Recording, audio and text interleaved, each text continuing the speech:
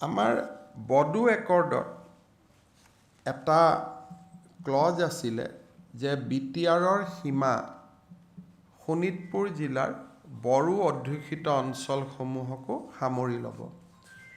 যোৱা বছৰ 15 আগষ্টত মই ঘোষণা কৰিছিলোঁ যে 60খন নতুনকৈ গাঁও আমাৰ বড়োলেণ্ডত বা বিটিআৰত আমি অন্তৰ্ভুক্ত কৰিম।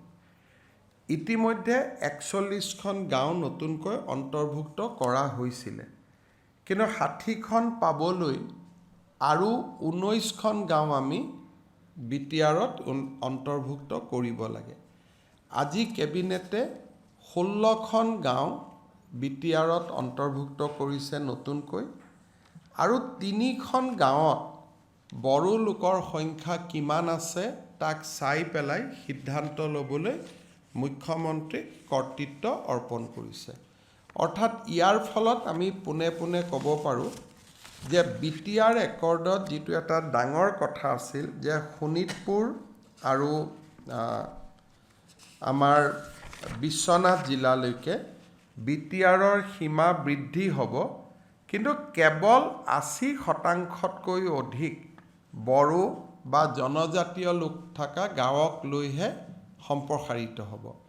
তেনে গাঁও আমি 60খন ছিলেক্ট কৰিছিলোঁ। 41খন আগতে আমি অৰ্পণ কৰিছিলোঁ। 19খন আমি কৰিলে আমাৰ প্ৰতিশ্ৰুতি পূৰ্ণ হয়। তাৰে আজি আমি 16খন পোনে পোনে অৰ্পণ কৰিছোঁ, আৰু 3খনত বড়ো লোকৰ সংখ্যা কিমান তাক এবাৰ পুনৰাই চাবৰ কাৰণে মুখ্যমন্ত্ৰীক কেবিনেটে দায়িত্ব দিছে। আমাৰ বড়ো একৰ্ডত এটা ক্লজ আছিলে যে বিটিআৰৰ সীমা শোণিতপুৰ জিলাৰ বড়ো অধ্যুষিত অঞ্চলসমূহকো সামৰি ল'ব।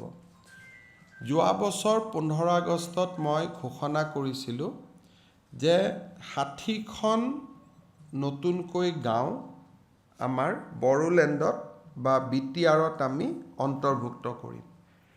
ইতিমধ্যে 41খন গাঁও নতুনকৈ অন্তৰ্ভুক্ত কৰা হৈছিলে, কিন্তু 60খন পাবলৈ আৰু 19খন গাঁও আমি বিটিআৰত অন্তৰ্ভুক্ত কৰিব লাগে।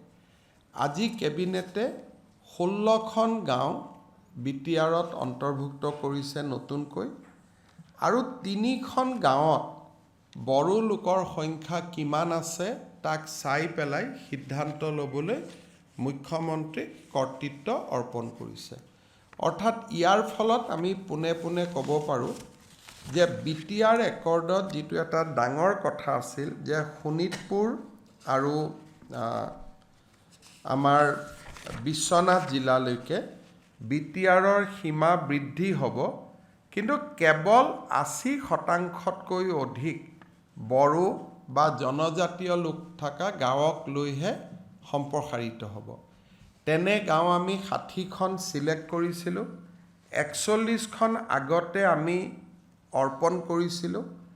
19খন আমি কৰিলে আমাৰ প্ৰতিশ্ৰুতি পূৰ্ণ হয়।